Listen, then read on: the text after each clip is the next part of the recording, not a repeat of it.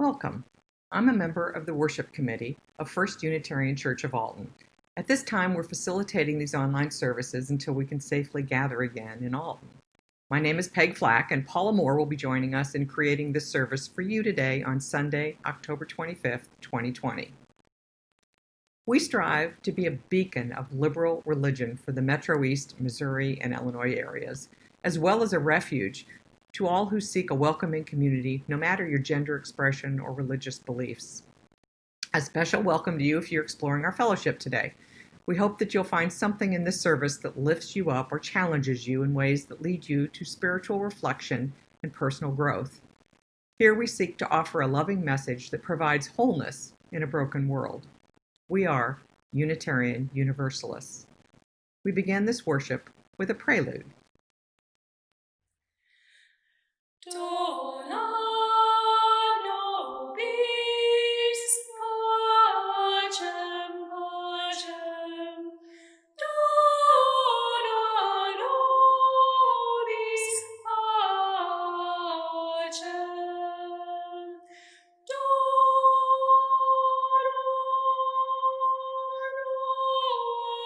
NOBIS, PACEM. DONA, NOBIS, PACEM. DONA,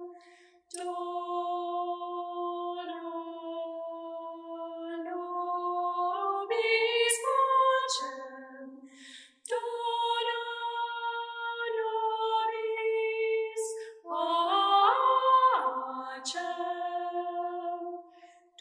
DONA, NOBIS, PACEM. DONA, NOBIS, PACEM, PACEM. DONA, NOBIS, PACEM.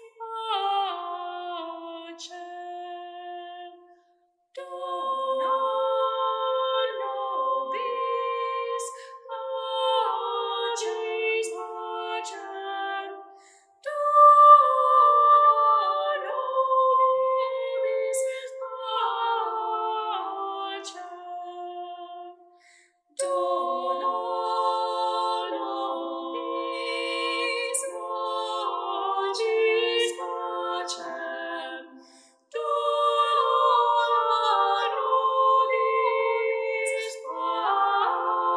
DONA, NOBIS, PACEM, PACEM. DONA, NOBIS, PACEM. DONA, NOBIS, PACEM, PACEM. DONA, NOBIS, PACEM. DONA, NOBIS,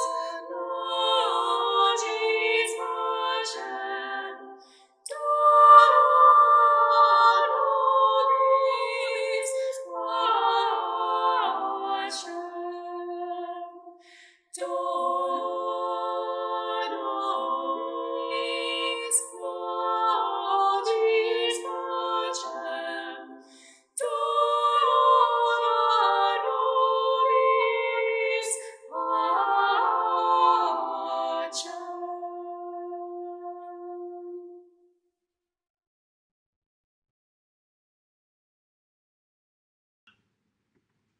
We have a tradition in our fellowship for lighting a chalice as we begin our service.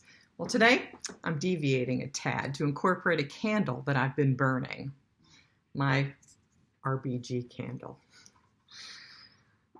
In the tradition of many faiths, a candle is used and lit to honor a special person, and in many contexts, Ruth Bader Ginsburg certainly qualifies for that.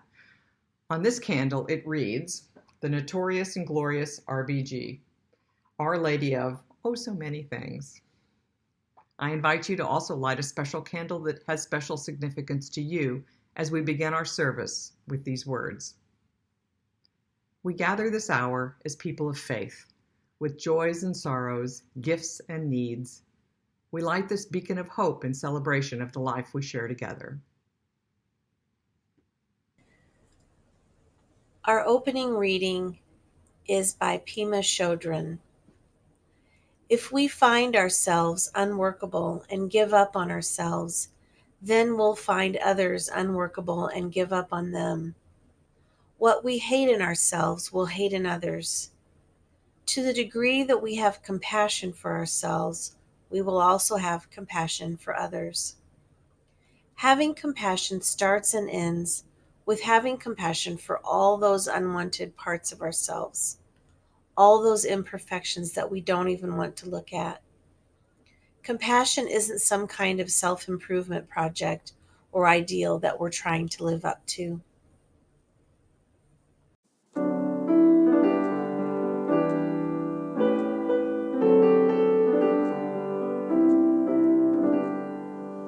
I've got peace like a river. I've got peace like a river. I've got peace like a river in my soul. I've got peace like a river. I've got peace like a river. I've got peace like a river in my soul. I've got joy like a fountain. I've got joy like a fountain. I've got joy like a fountain in my soul. I've got joy like a fountain. I've got joy like a fountain. I've got joy like a fountain in my soul. I've got love like an ocean. I've got love like an ocean. I've got love like an ocean in my soul. I've got love like an ocean. I've got love like an ocean. I've got love like an ocean in my soul. I've got pain like an arrow. I've got pain like an arrow. I've got pain like an arrow in my soul. I've got pain like an arrow. I've got pain like an arrow. I've got pain like an arrow in my soul. I've got tears like the raindrops. I've got tears like the raindrops. I've got tears like the raindrops in my soul. I've got tears like the raindrops. I've got tears like the raindrops. I've got tears like the raindrops in my soul. I've got strength like a mountain. I've got strength like a mountain. I've got strength like a mountain in my soul. I've got strength like a mountain. I've got strength like a mountain. I've got strength like a mountain in my soul.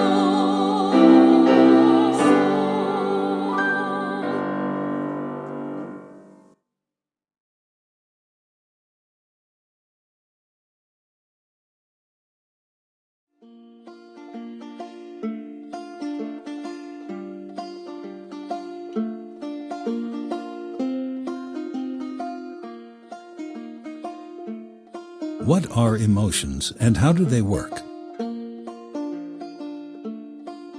Emotions are often feared and avoided because they are so painful. So why focus on emotions? Because emotions give you important information and tell you whether things are going your way. Emotions help you to survive by providing an efficient, automatic way of responding rapidly to important situations. Emotions help you to relate to other people and the expectations and demands of life. Emotions tell you what you need. When you know what you need, you can take action to meet those needs. Emotions also communicate what you feel. You learn your emotional reactions through experience. all your negative experiences can turn into a big, black, and scary feeling inside. You learned many of your emotional reactions long ago.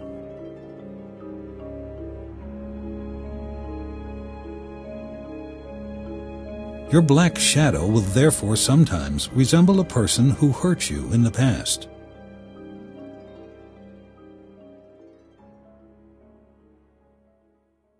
But your emotional experience and reactions can always be changed or altered. First, you need to know something about what your emotions are. You have different basic emotions, some of which arouse you and some that calm you down. These are shame, fear, sadness, anger, disgust, happiness, and surprise or interest. You have more unpleasant emotions than pleasant ones.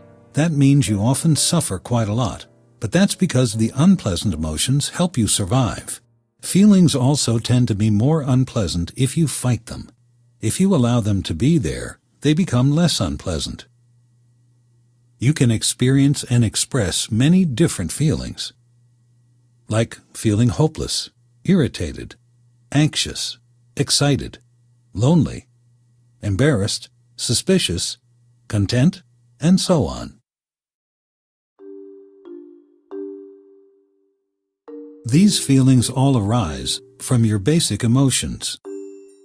For instance, feeling suspicious springs from fear, and feeling lonely springs from sadness. And then it gets complicated. Emotions do not always provide you and your surroundings with good information. Sometimes you fake emotions to get what you want.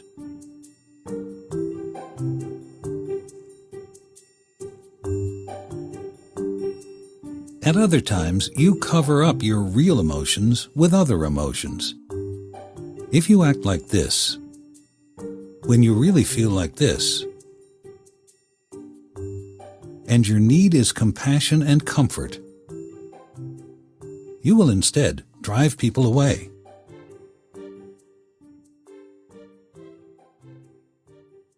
If you or someone around you is supportive, patient, and curious enough to try to understand you, you might realize that you are sad and then get what you need to heal your painful emotion. At other times again, your real emotions are messed up and make a lot of trouble for you. If you were scared a lot when you were a child, you might grow up having a core feeling of being afraid. You might overprotect yourself so that no one can hurt you ever again. Everyone who was hurt badly as a child has a deep need to feel safe and a desire for someone to love them and connect with them, and heavy protection doesn't give you this.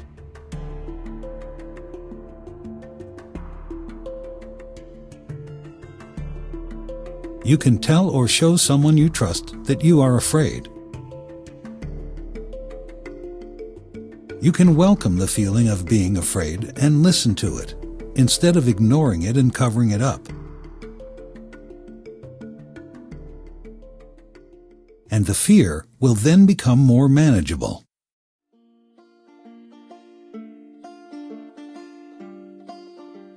You can also change fear by means of self-compassion and assertive anger.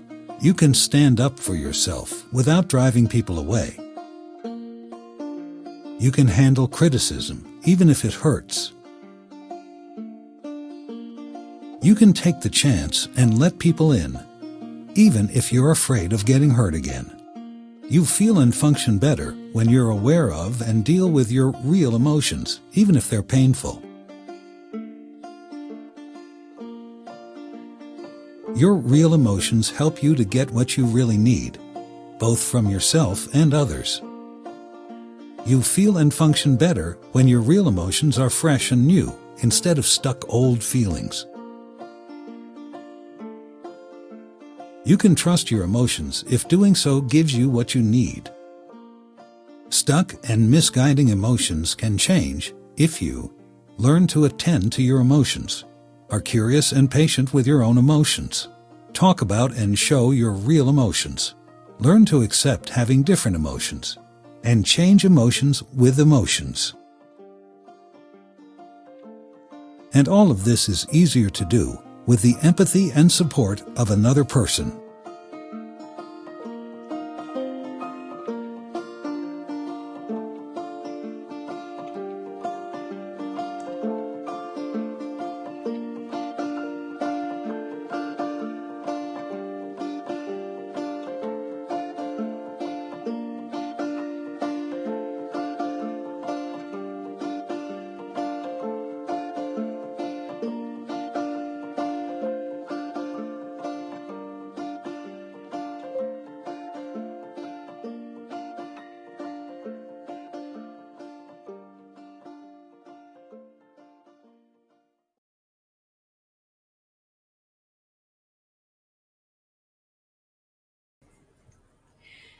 Unitarian Universalism is based on 7 principles that are all-encompassing and global, yet dogma-free. They will be listed at the end of today's service in their entirety. Referencing those 7 principles several years ago, we invited members of our faith community to share with us their personal credo. How would you briefly respond to someone asking, "What exactly is a Unitarian? What do you believe?" Today I will be sharing my Unitarian moment. My faith journey sure has evolved over time. I was brought up with conservative Christianity. I mostly paid attention to the teachings of Jesus, though, and the New Testament. His teachings and unconditional love towards others was always my beacon. Although I was aware of the judgmental God of the Old Testament, it was not what endeared me to my faith. Later, as a young adult, I became more agnostic and somehow found the Unitarian Church of Alton as a 30-something adult, and I was completely unaware of its existence even though I grew up here. I went to a service and immediately felt at home. I never felt the judgmental ambiance, but felt like I had found my people. My unique search for truth was absolutely fine, and there was no list of things that I had to believe, but more of a personal search for truth. Some people at my church do not believe in a God or an afterlife, and some do. I think it is beautiful that we can all be together and have respect for each other's beliefs and join in both questioning and finding answers. I have been a member since 1995, and I am so grateful for my church community and this beacon of light in my hometown. I dearly miss them during this pandemic, and meeting online is, of course, not the same by any stretch, and I can't wait until we can be together again in person. It would be quite a feat to now pass the collection plate, so we'll just place a little reminder here that contributions to the sustenance of this church are certainly welcome through mail or the online Givelify app. That information will be displayed at the end of today's service or can be obtained from the website. Thank you. To the work of the church, which is weaving a tapestry of love we call community, we dedicate ourselves and these offerings. For things in our heart that we hold in silence, we take this time to recognize them. You can choose to write them in the comments at this time, or just bring yourself into awareness for those things most important in our life through thought or meditation. If you have joys, sorrows, celebrations, or struggles you wish to recognize, you're invited to spend a moment sitting still with them in a ritual of joy and sorrow.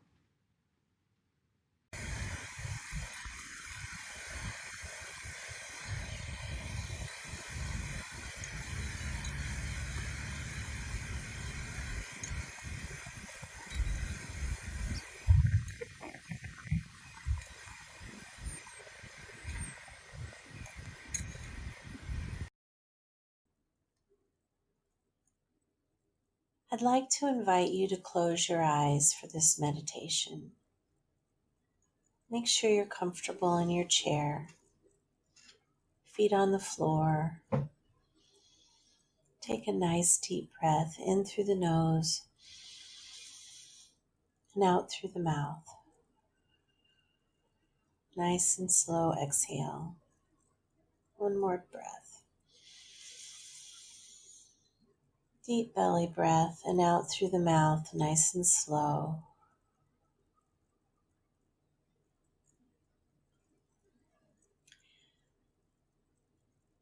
I'd like to invite you to think about an experience you've had, or a place you've been, or imagine being at a place that feels calm and safe. Perhaps being out in nature, at the beach or in the mountains or in a field, in the forest, whatever feels good to you. Maybe you're doing an activity that you enjoy, or maybe you're just sitting still and enjoying the view. I'd like you to really look at your place and notice all of the sights. What do you see there? Make it as clear as you can and as detailed as you can.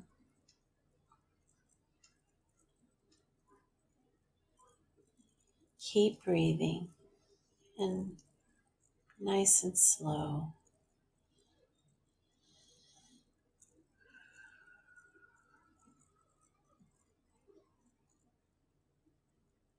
And as you think of that place, notice what you see, hear, and feel. What emotions are you experiencing? What sensations do you have in your body?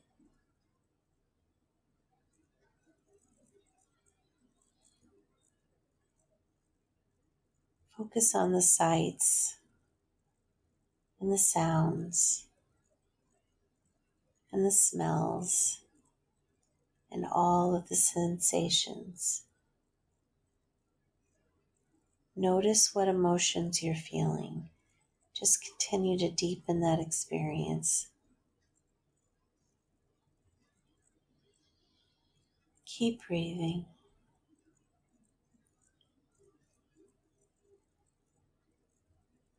And as you're sitting in your safe, calm place, give it a name. What do you want to call this place? One word or two words, something that's very quick to identify, so that when you say this word, either out loud or in your mind, you can quickly go there. Perhaps it's called peace or serenity or the beach, whatever fits for you. Choose that name.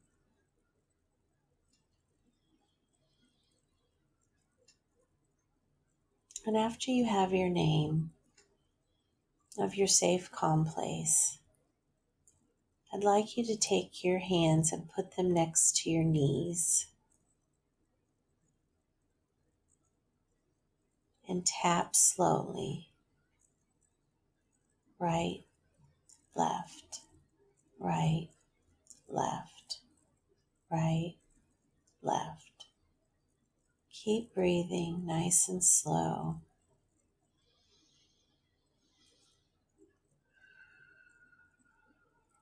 Being in your safe, calm place, whatever you've called it. Keep breathing, keep tapping nice and slow. Just enjoy being there. Enjoy the smells and the sights and the sensations. This is your safe place.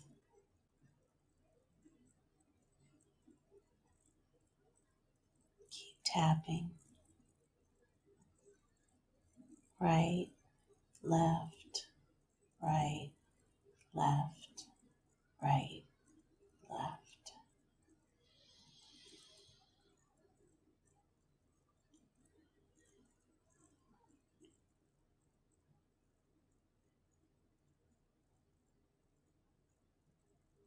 When you're ready, open your eyes.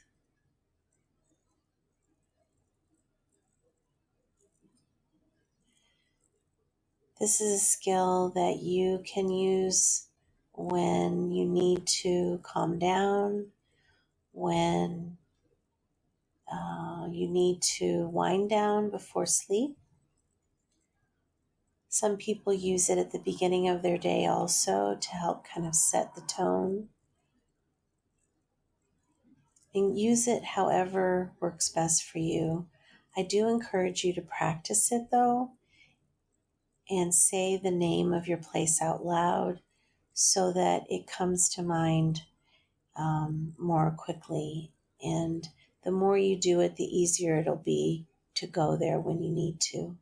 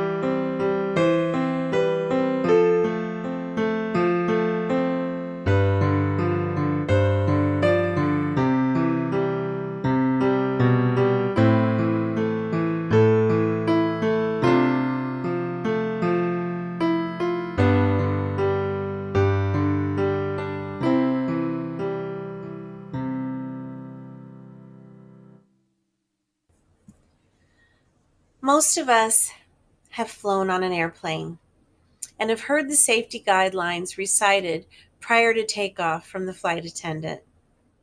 We may or may not pay attention to this anymore if we've heard it many times. However, I want to highlight the part where they say, should the cabin experience sudden pressure loss, stay calm and listen for instructions from the cabin crew. Oxygen masks will drop down from above your seat. Place the mask over your mouth and nose. If you are traveling with children, make sure that your own mask is on first before helping them. I'm going to say that again. Make sure your own mask is on first before helping someone else.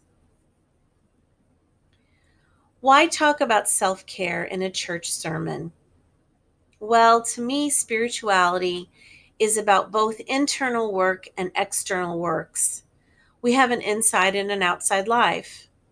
In order to live that wonderful golden rule to treat others how we want to be treated, the question is, how are we treating ourselves? In my work as a psychotherapist, I have helped many folks with PTSD. And my experience is that the most important part of alleviating the debilitating symptoms in the beginning of therapy is to teach clients self-care.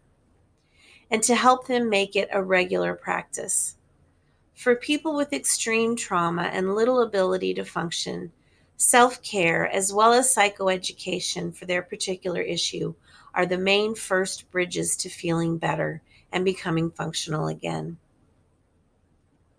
We are all experiencing a collective trauma during this pandemic.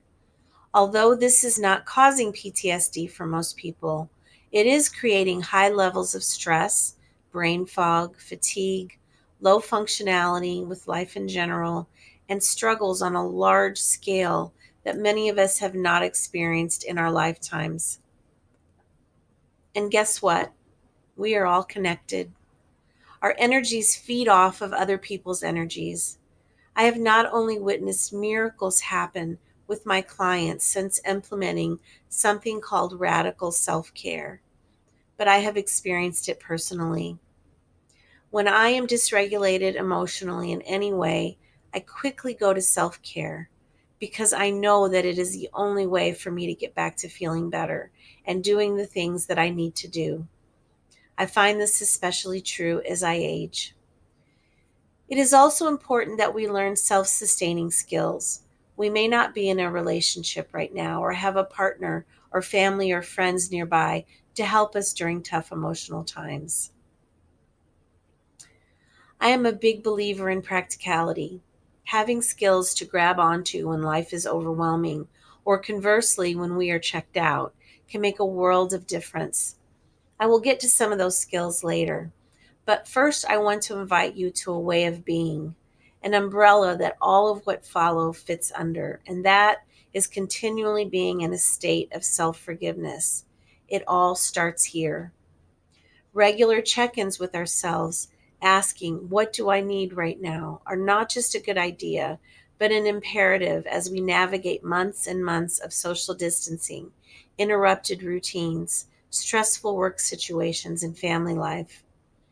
For those who have complex trauma, which unfortunately is many of us, it is often difficult to even be in our bodies and knowing what our feelings and needs are. It may not even feel safe to be in our bodies, but the only way out is to go within. At first, it may feel scary, it may feel empty, it may feel painful.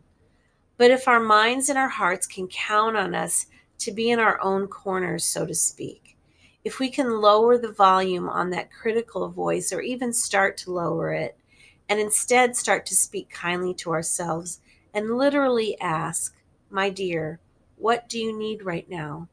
We can, over time, change our thinking. We can change our hearts. We can increase our feelings of hope, change our behavior, and eventually change our outcomes in the external world. But again, it all starts here. When we learn to treat ourselves with loving kindness, a natural result is extending loving kindness to others. When we are judgmental with ourselves, we tend to be judgmental with others. Do I always do this perfectly? Absolutely not. Do I ever beat myself up when I don't? Absolutely not. I no longer expect perfection from myself or others. It is a much more pleasant way to live.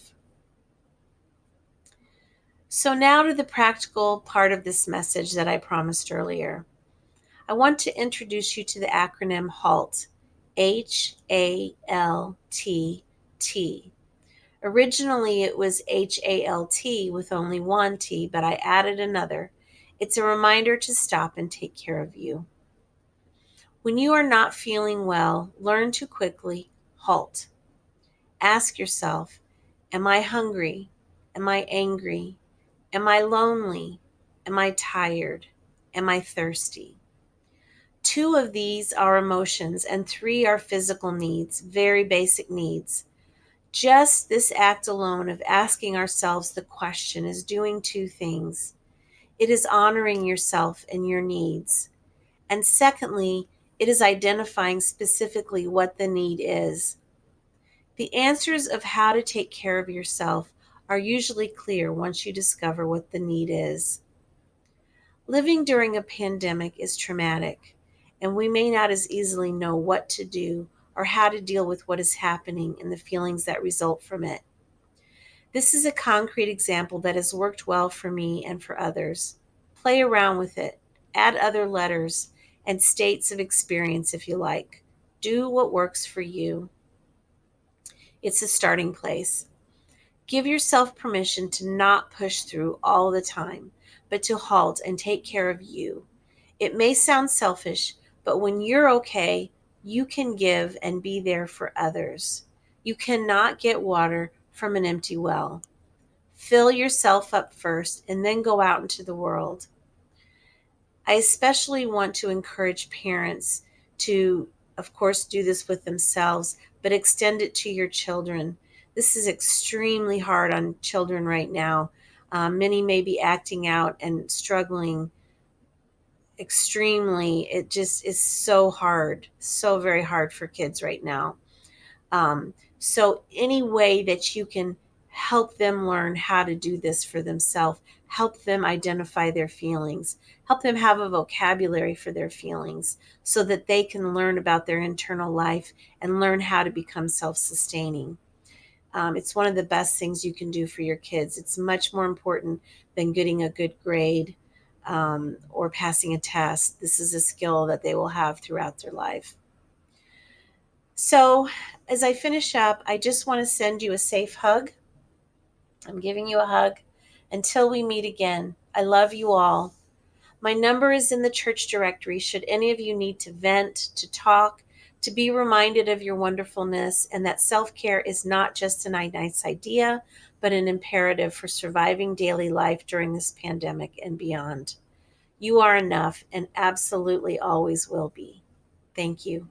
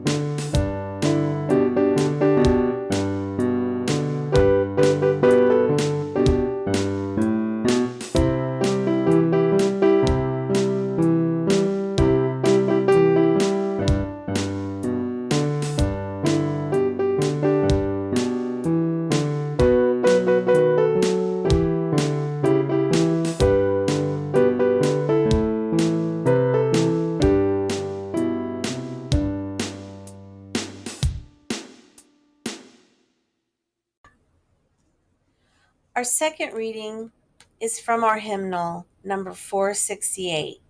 If you have a hymnal, please feel free to follow along. The name of this reading is We Need One Another. We need one another when we mourn and would be comforted. We need one another when we are in trouble and afraid. We need one another when we are in despair, in temptation, and need to be recalled to our best selves again.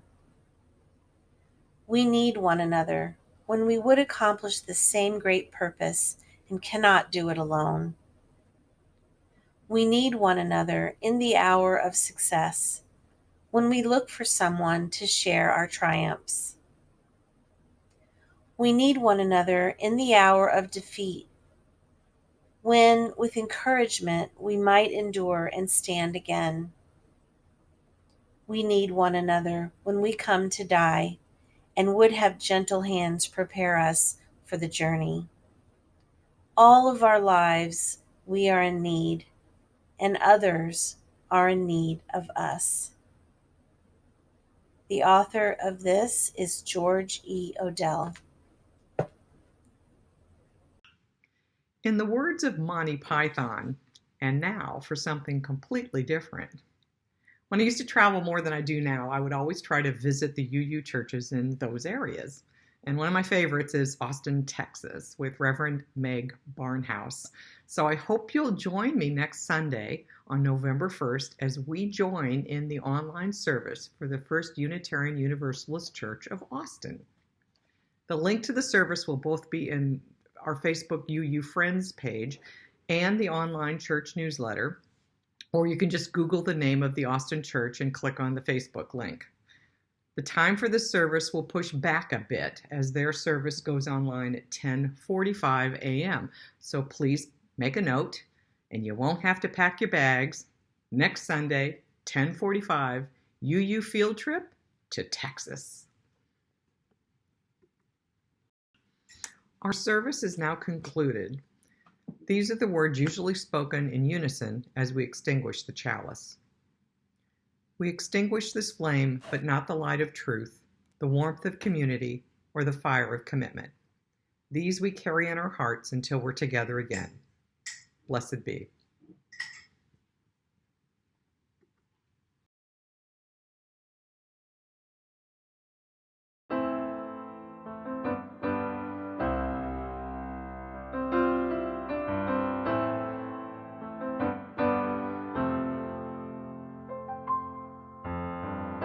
Someone is alone behind a window. Somebody is holding back their tears. Somebody is calling out to anyone at all. Alone in the dark, the voices no one hears. But anytime a voice can join another, anytime a voice starts to rise, and anytime we start to sing the songs we're born to sing, it's a simple thing, and the harmonies can reach the very skies. We are listening. Can you hear me cry? We are listening. Can you hear me call? We are listening. Tell me you can hear me after all.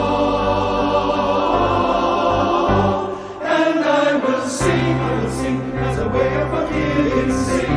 I will sing for the dead and living, singing love even louder than hate. 'Cause harmony's never too late. I will sing for the ones who are frightened, sing for the ones who can still be enlightened, sing it out when they tell me to wait. 'Cause harmony's never too late. Harmony's never too late.